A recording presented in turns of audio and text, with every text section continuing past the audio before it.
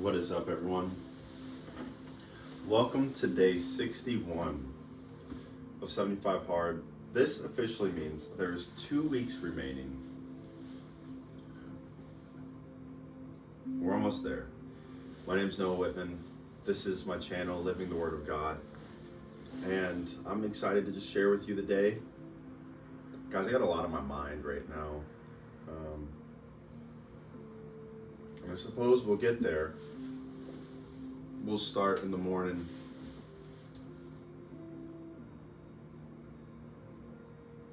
It was a tough one this morning. Seems that's to be the theme lately. Having a hard time. Got up, got to the gym. Had a good workout with my brother back in Buys. Got done with the gym, went home, cooked some food, went to work. It's just so ridiculous. I was really not wanting to do my second workout, and then I got asked to go out on carts. After I'd heard some information that I got asked something while I'm at work. Something that means a lot to somebody that I love. And it just upset me so much because for the magnitude of that conversation, that was not the time or the place to have it. Like you're gonna come to my work and you're gonna tell me this while I'm at work. Now I can't react. I can't respond freely. I'm at work.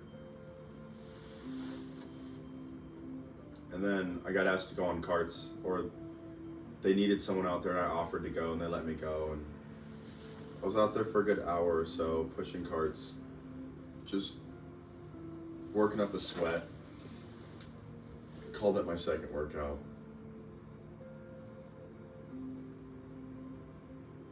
Now I have sympathy and empathy because I asked this person a question on a day that was really hard for them. Nevertheless, it was in a moment of private. It was in a private moment between the two of us where they could react, where I could react, where we could express ourselves, and it was in a conversation. It just felt unfair.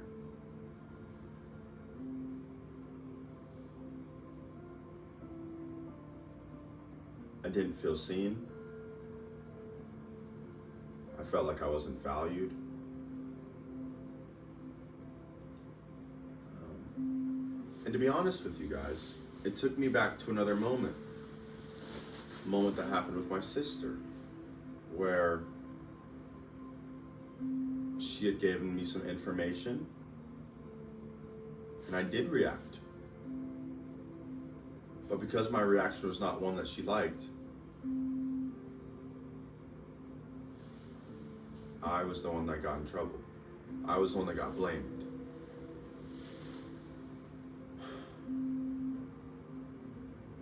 And so from that, I've learned just maybe don't react in the moment. I'm still trying to forgive my sister for that and still processing through letting that go. I want to reiterate that this 75 Hard series is really just a diary. It's me being vulnerable. It's me sharing things about myself that I wouldn't usually tell people. To let go of the need to please people. To let go of the concern, what I care about what other people think of me. This has been allowing me to heal, allowing me to grow. And so I've been doing that. And so, again, to continue, I'm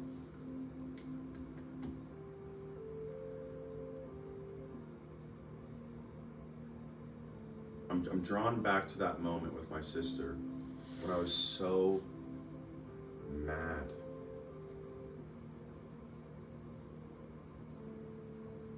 there's a couple of reasons why. It's like, you got me drunk to tell me. Why didn't you trust our relationship enough to believe what I've said? I feel deeply hurt right now, because it felt manipulative. You didn't believe that I wouldn't judge you. You didn't believe that I actually love you. You didn't believe that I care for you. And so what did you do? You went and found a way out. You manipulated the situation in such a way and coerced yourself onto me in such a way that didn't allow me to express myself freely. And then when I do express myself in that limited capacity, you have the nerve to get mad at me.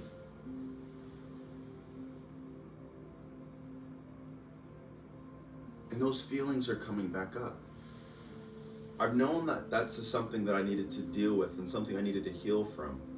But I didn't expect it to come up in a similar way, because with this other situation, I was at work. I was working. You knew that I was working. Where I have to act a certain type of way. I'm me at work. But I'm not putting myself on other people. I'm not trying to bring them down. My business is my business, and I'm at work, and I want to be someone that uplifts people and encourages them. But you're gonna come to my work, a place where you know I can't just react, and then you're gonna have the nerve to get mad at me for reacting the way that I did. I do react. I get blamed. I don't react. I get blamed, and it's like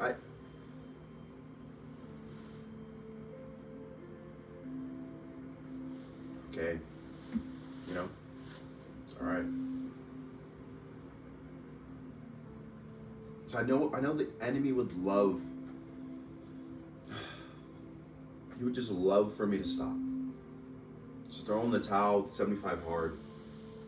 Throw in the towel with this relationship. Just go. Just stop working out. Just go eat. Just go comfort yourself. Make yourself feel better. And the situation doesn't seem like that big of a deal, but I'm agitated because this hasn't been healed. I don't know if you guys understand what I'm saying. It's like the wound was uncovered again, and I realized how much was infected. Or there was a scar over it and it got cut again. And I realized how deep it actually was. It wasn't actually healed. It was just covered, and I didn't feel it so much anymore, but it's still there, and now it's exposed again, and I'm agitated because I need to heal.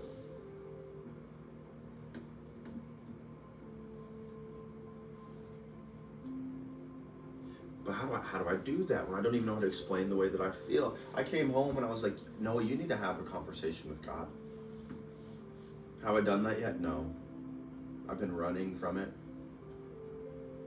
I've been avoiding it because I don't actually... It's like I want to be comforted by being mad. I want to be comforted by my anger.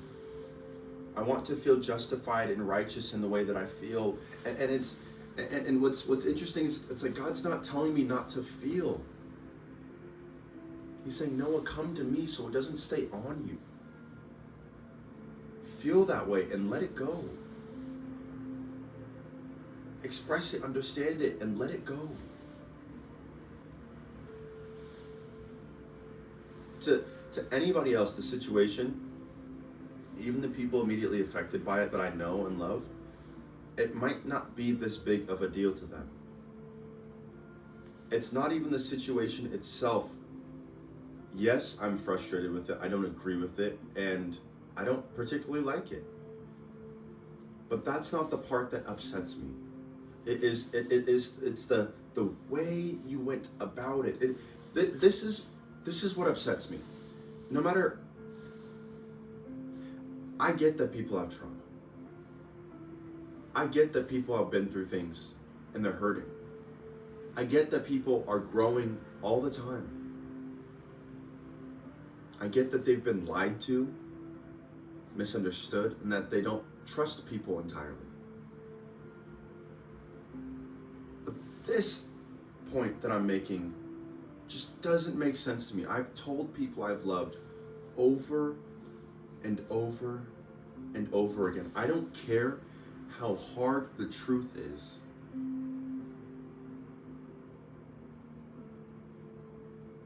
Tell me the truth.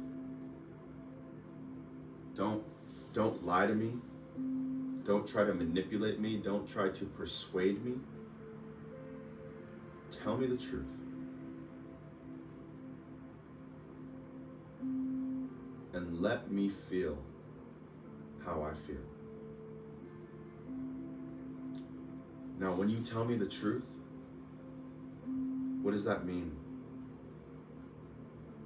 I thank you for that, because I know it probably wasn't easy for you, and I know you didn't want to do it. And although I might not like it, although I might not agree with it, you told me the truth, and I'm not going to judge you. I will not judge you. I don't. It's so simple. Just don't lie to me. Just don't try to manipulate me. Just trust our relationship. Trust what we've built. Trust what we have.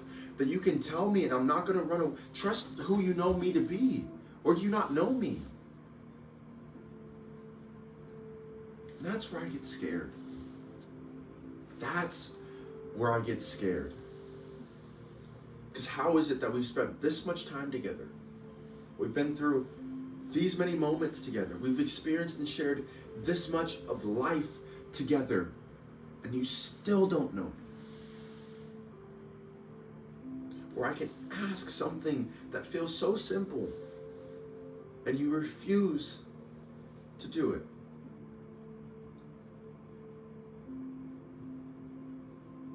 I was 15 or 16 years old. I told my dad, I don't care what you do. Stop lying to me. I cared about what my dad was doing, because it was hurting our family. But I cared more about the way he treated me.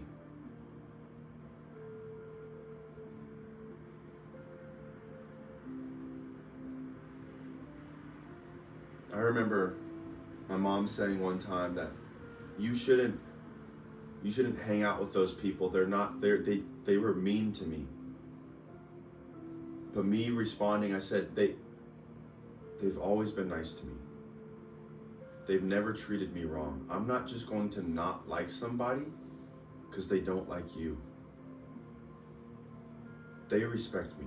They treat me right.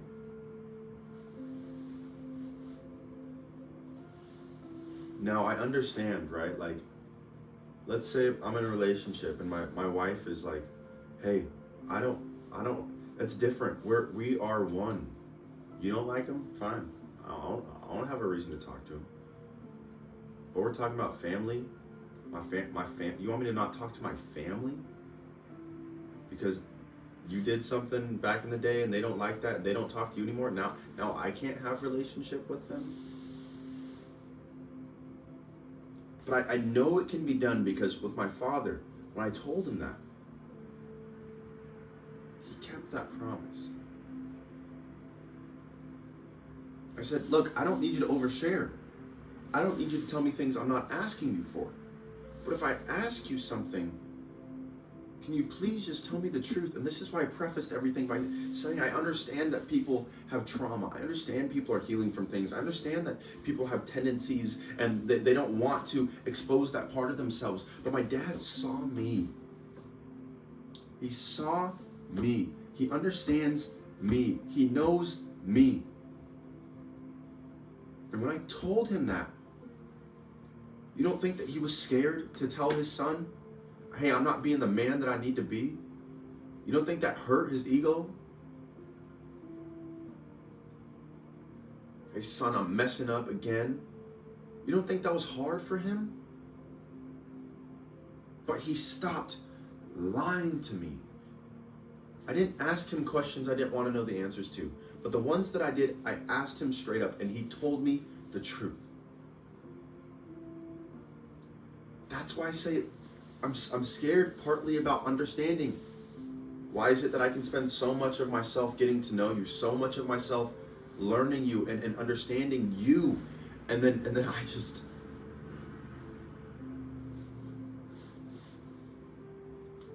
and something so simple to me, so foundational to me, just don't lie to me.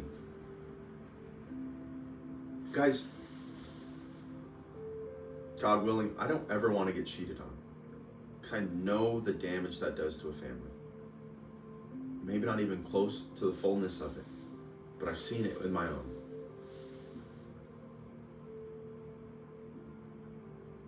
I would just hope that my wife would be honest with me, or girlfriend.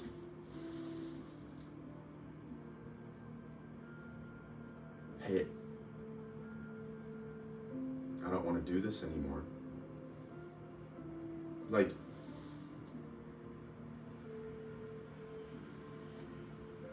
you know, if you're not happy, you're not happy. You know, you don't have to cheat on me. Like, have enough respect for me. And I think that's the I want to say crucifix, but the cornerstone of all that I'm feeling right now is the fact that I don't feel respected. Don't feel respected. I don't feel seen. I don't feel valued. I don't feel respected. You say that you know me, and yet you treat me this way. Knowing that I'll react, but not giving me the opportunity to.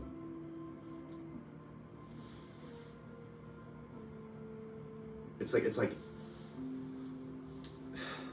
the reason I write is because it takes me time to process.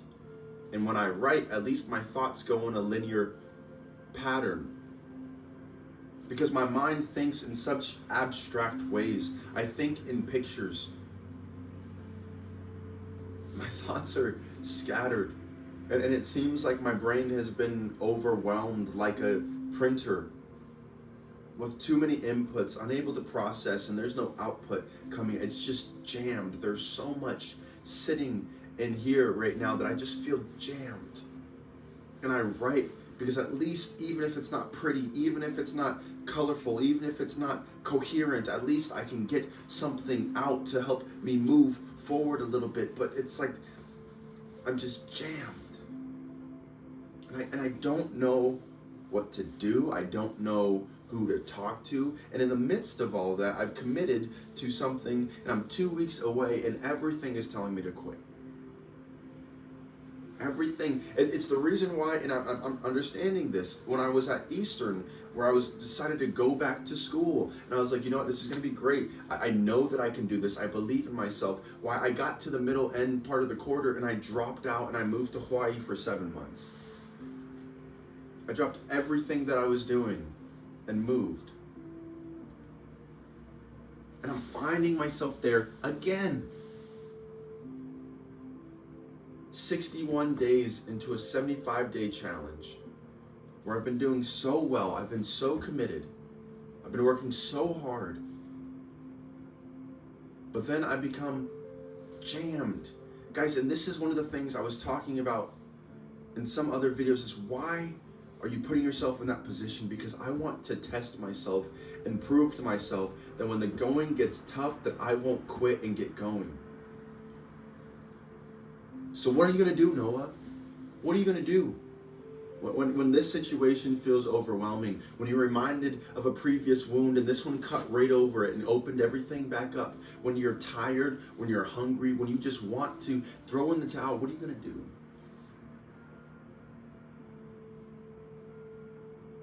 When you need to process and you have no one to talk to, what are you going to do?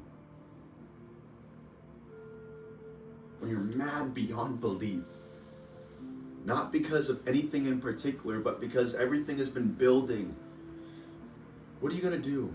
What are you going to do when you're in a new season that reminds you of an old one? What are you going to do? What then? How do you live your life? How do you conduct your life in a way that honors God and glorifies Him? What do you do?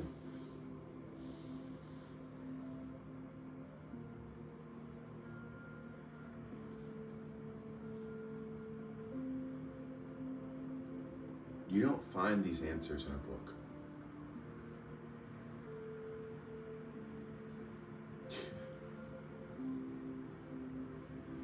You don't find these answers from your parents, from your friends. You find them in here.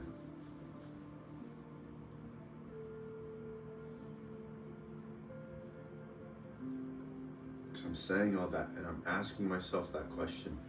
Noah, what are you going to do?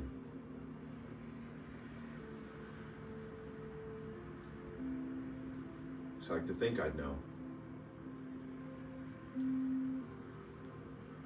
I'm not sure.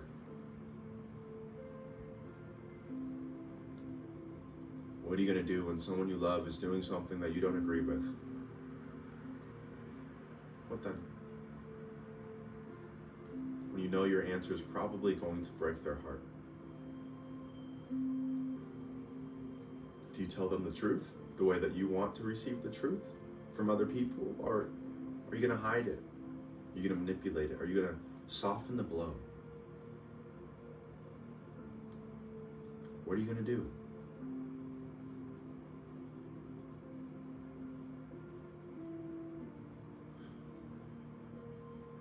Tell you what I know that I'm going to start with. And that's prayer.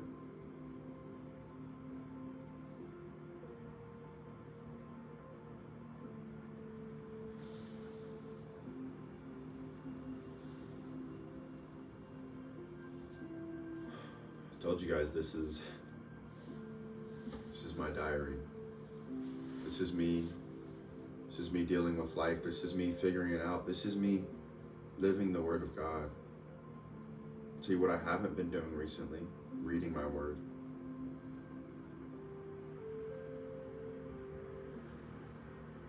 I know I probably feel so overwhelmed because I've been taking on more and more and more and not letting anything go. Learning that I haven't let things go for a long time.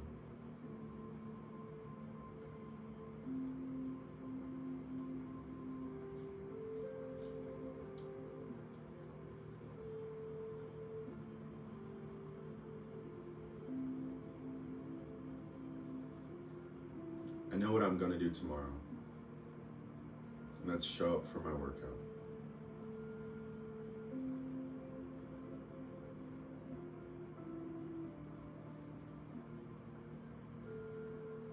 Because when I don't have answers, at least I can go back to what I've built. You know what I'm saying? I don't know if you're going to do the thing that you said you're going to do. I don't know, but when I look back over everything that you've done, God, I know that you're asking me to do this. And the truth is, I don't know if you're going to do it. But when I look back over everything that you've done, not only everything that you've done for me, God, not only in my life, but through my life and the people that you've put around, when I look back over, I look at this situation and it feels impossible. And I don't know if I can trust you. I don't know, but I look back and I'm reminded of all that you've done. So let me just show up. Let me just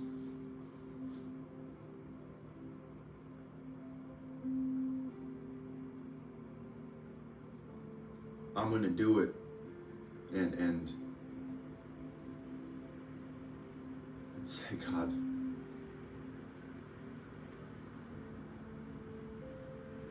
if it isn't you, then you're going to have to let me down, right? Like Elijah, I don't know if you're going to be at the gym tomorrow like you said you were, but when I look back, you've been there every single day, and so I'm just going to show up, and if you don't show up, then I'm going to be let down by you. But I'm going to show up there because that's what I'm going to do.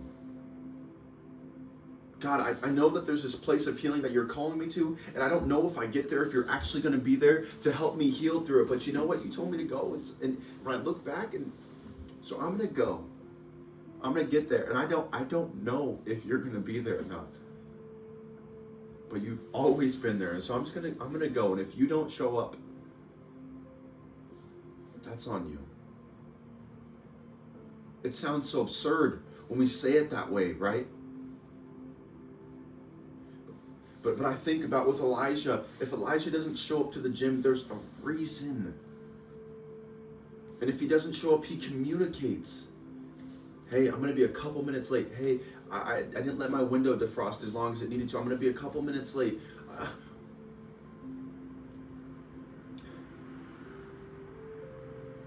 Versus me, hey, my alarm didn't go off. I slept in. I'll show up a little late. I'm on my way. That's not God. God, if you told me to be there and I'm not there, or I show up on the time that you told me to be there, you're going to be there. And if you're not there, there is a reason. There is a reason. Even if I don't understand it.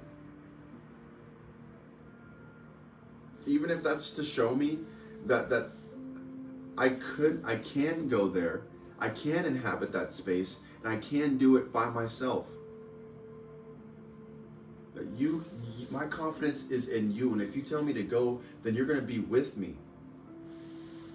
You guys have no idea how nice it is to lift weights with the spotter.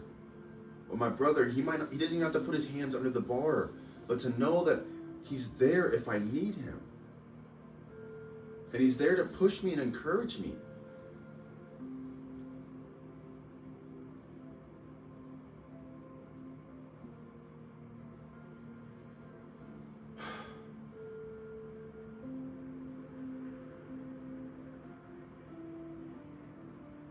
I just want to yell.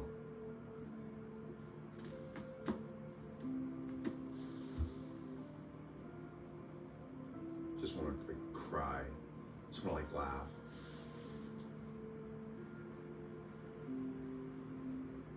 I just want to understand.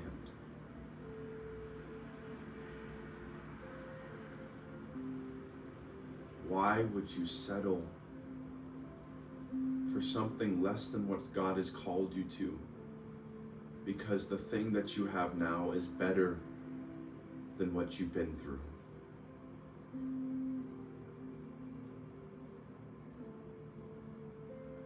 Just because you moved from bad to better does not mean you've gotten to best. It does not mean that it's good for you. Yes, it helped me. I was smoking cigarettes and now I'm smoking vapes. It helped me. And now I'm using dips. And now I'm chewing sunflower seeds. It helped me. I'm progressing. You are, but you haven't arrived yet. You haven't arrived at good yet. Because you're still going to the thing to give you freedom. And it can't, because it comes with chains. It comes at you with handcuffs. And you willingly put them on because it makes you feel better in the moment. But for freedom's sake, Christ wants to set us free. For freedom. So it's great that you're moving forward. That's what we ought to do. But you're not free. It's great that they make you better and that they make you want more, but you're not free. Your choices, your decisions, your habits, they're all dictated by your trauma. You look through the lens of trauma. You're not free. So no, I can't agree with the decision that you're making because I see where it's coming from. I see and understand the reason why you're making that choice. So I'm never going to agree with it. I love you. That's never part of the picture. I'm not judging you. It's your life. You get to do what you want to do with your life. But you have to also understand that when you make a decision, you can't control the way other people feel about it. You get to make the decision. It doesn't dismiss the consequence of that decision. You're grown. You get to make your choice. But you also get to live with the ramifications and repercussions of the choice that you made. So I love you, but I don't agree with you. I got your back when you need me.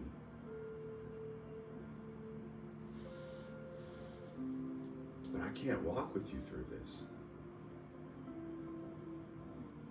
Because it's hurting me.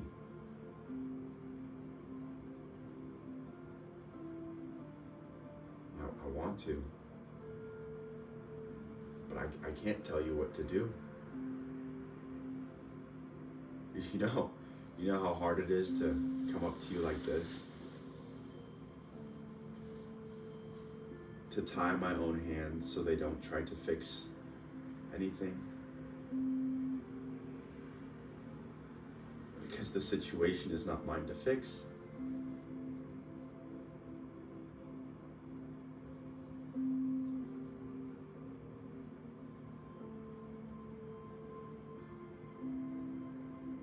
So I put myself in this position because I know that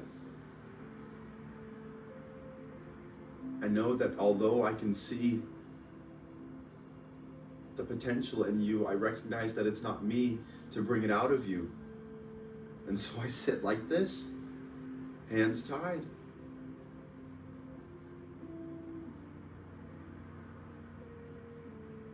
It's because I love you that I do this. And it might not make sense to you, but that's okay.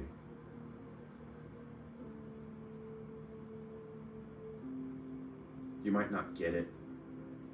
You might get mad, you might get frustrated. That's okay. You might get to the point where you start comparing and start throwing a fit and saying it's not fair.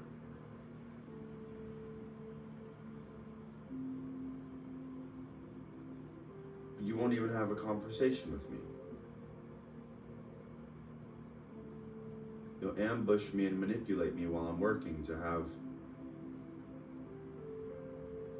because you don't want me to react a certain type of way, because it doesn't go with the way that you feel.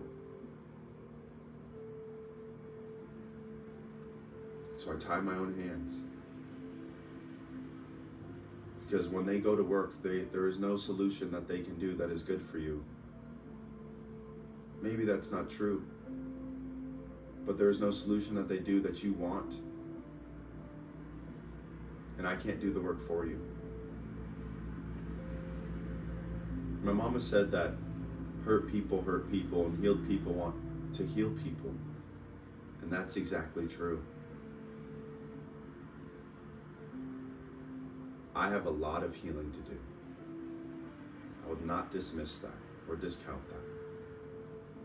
I was telling you guys already of the wound that was reopened that I didn't want to heal from. Isn't that funny? I didn't want to heal from it. I wanted to be comforted by that pain and anger. I didn't want to let it go.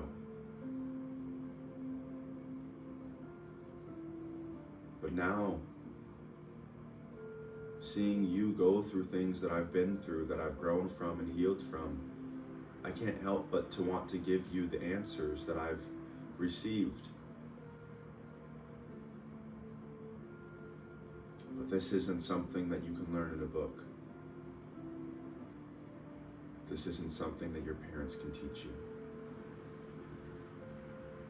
This isn't something your children can show you. This is something you have to learn on your own. This is something you have to go through and experience by yourself. That's all. Thank you guys. Pray for me.